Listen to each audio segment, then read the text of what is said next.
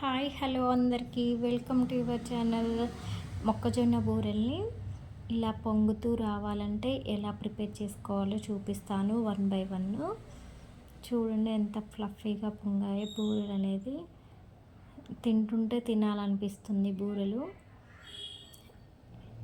అవి ఎలా చేసుకోవాలో చూపిస్తాను. ఒక 5-6 పెద్ద మొక్కజొన్న కంకులు ముదిరినవి తీసుకొని, స్వీట్ కార్న్ కాదు మామూలు కార్న్ తీసుకొని ఇలా గింజలు ఒలిచి పక్కన పెట్టేసి మిక్సీ జార్లోని వేసేసుకొని 1 కప్ బెల్లాన్ని వేసేసుకొని మెత్తగా పేస్ట్ పట్టుకోవాలి.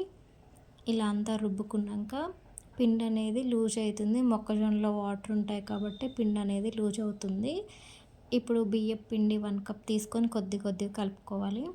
బియ్యం పిండి ఉంటే బియ్యం పిండి, కార్న్ఫ్లవర్ ఉంటే కార్న్ఫ్లవర్ కొద్దిగా వేసుకొని ఇలా కలుపుకోవాలి. సరిపోకపోతే మళ్ళీ కొద్దిగా వేసుకొని గట్టిగా కలిపి పెట్టుకోవాలి.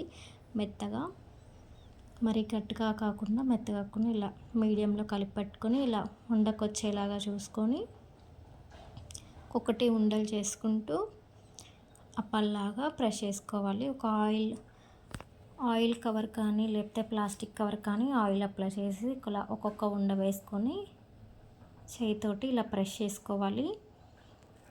మరీ పలుచగా కాకుండా మందంగా కాకుండా ఇలా వీడియోలో చూపిస్తున్నట్టుగా